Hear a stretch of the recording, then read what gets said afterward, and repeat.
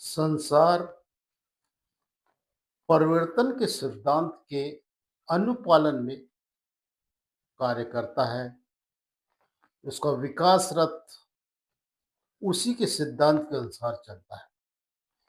ऐसी स्थिति में हम मानव से संबंधित सारे जो प्रबंधन है, उसमें लगातार परिवर्तन होते रहता है।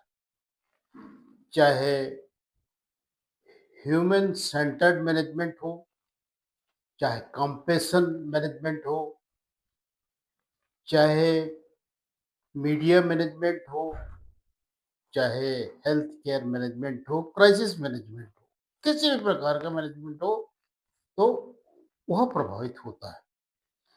ऐसी स्थिति में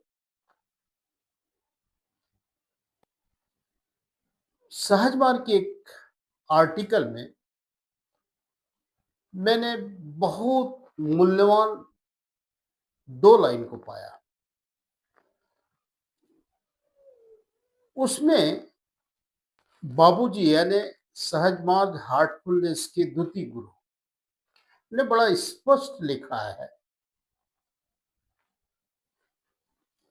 कि जो प्रबंधन है वह आर्डर से नहीं उतना प्रभावी नहीं होता है जितना कि प्रेम, विश्वास, संवेदनशीलता और लक्ष्य के प्रति जो उद्देश्य है उसकी भावना को जगाने वाला होना चाहिए। इसका जो प्रभाव है वह परिवर्तन से लयबद्ध होते हुए चलता है।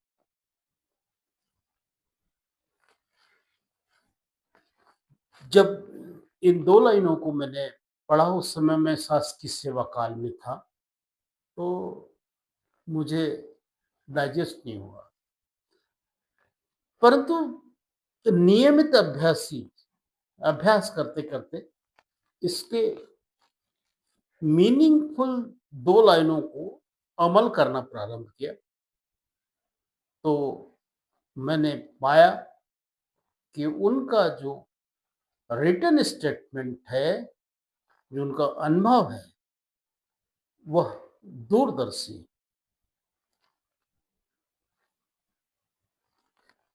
अब हम इसको प्रबंधन के सिद्धांत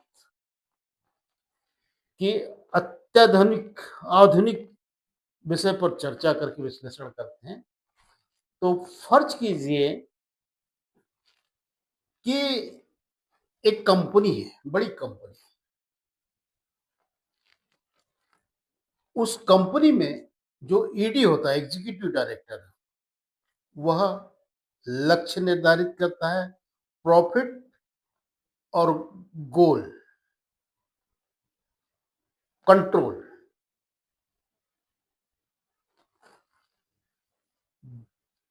के आधार पर अपना प्रबंधन करता है, अपने कर्मचारियों को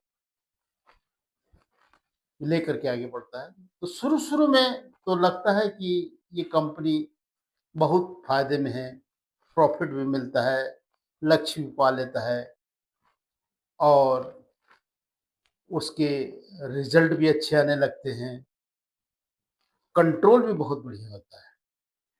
परंतु कालांतर में एक समय के पश्चात उनके कर्मचारियों में तनाव, भय, आपसी विवाद, एक दूसरे से नफरत, अशुद्ध स्पर्धा बढ़ती जाती है और अंततोगत्वा वह कंपनी लॉस में जाती है। एक दूसरी कंपनी है, फर्ज कीजिए कि उसका जो ईडी है, उसके पास में ठीक पहले वाले के समान तकनीक है, संसाधन है, ह्यूमन रिसोर्स है, सब कुछ है, थॉट्स हैं। परंतु इस कंपनी का जो ईडी होता है, एग्जीक्यूटिव डायरेक्टर, वह ह्यूमन रिसोर्स को से भी ज्यादा महत्व देता है ह्यूमन एनर्जी को, ह्यूमन पोटेंशियल को, लोगों की सुनता है अपने कर्मचारियों की, और कर्मचारियों से जुड़ने के बाद में, उनकी भावना को सुनने के बाद में, उन्हें मदद करने के बाद, उनकी अंदरूनी शक्ति को जगाने के बाद अपने लक्ष्य, अपने प्रॉफिट और अपने जो रिजल्ट है, उसमें जो शक्ति लगाता है तो अकेले की नहीं लगती, ह्यूमन पोटेंशियल को महत्व देता है। तो सब के सब जुड़ करके उसकी कंपनी को सतत डेवलपमेंट के रास्ते पे ले जाते हैं, और ये एक ऐसा रास्ता होता है कि उसका अंत नहीं होता, क्योंकि आपसी भय नहीं रहता है, आपसी सहयोग होता है, आदेश नहीं होता, इसमें मार्गदर्शन होता है जो हृदय से निकलता है। तो इसको कहते हैं वर्तमान में ट्रांसफॉर्मेशनल मैनेजमेंट। इस लीडरशिप को कहते हैं ट्रांसफॉर्मेशन लीडरशिप, और यही केवल फिजिकल साइंस में उपयोग नहीं होता, आध्यात्मिक साइंस में उपयोग होता है। तो जो बाबूजी की जो माने दूसरे गुरु की जो लिखी हुई थी 2 लाइनें, वो केवल आध्यात्मिक नहीं थी, वो आध्यात्मिक तो थी, परंतु उससे हमारी स्किल डेवलपमेंट होता है। उनके स्टेटमेंट के आधार पर चलने में, उनके मार्गदर्शन के आधार पे अमल करने में हमको, मानव को अंदरूनी शक्ति बढ़ती है, सहयोग की भावना आती है, भय, डर, चिंता एक दूसरे के प्रति नहीं रहती, बल्कि एक दूसरे की ताकत बन जाते हैं। जो लक्ष्य अकेला ईडी बनाता है, वो लक्ष्य के प्रति सभी की शक्ति जाती है।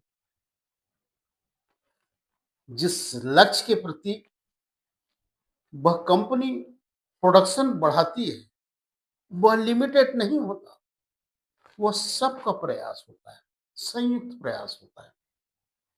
तो ट्रांसफॉर्मेशनल मैनेजमेंट आज के बदलते परिवेश में सभी लोग एक्सेप्ट करते हैं, और करना भी चाहिए। परंतु इसकी ट्रेनिंग कैसे दें? क्योंकि ये तो भरोसा, प्रेम से संबंधित है, अंदरूनी शक्ति को जगाने वाला है। तो आजकल ध्यान के माध्यम से ये सब संभव है। वैसे हमारे गुरु कहते हैं, हमारे जो गाइड है वो कहते हैं ध्यान सभी प्रकार का अच्छा होता है, परंतु जो सहज मार्ग है, हार्टफुलनेस है, वो प्राणहोती बेस्ट ध्यान करवाता है। मैं स्वयं उसका अभ्यासी हूँ, तो मैं उसी की पैरवी करता हूँ। आपको जो ध्यान पसंद आए वो कीजिए, परंतु इतना ध्यान रहे कि प्रेम, भरोसा, संवेदनशीलता और दूसरों के हृदय में उद्देश्य को जगाने की भावना से ही प्रगति, सर्वांगीण विकास होता है। धन्यवाद।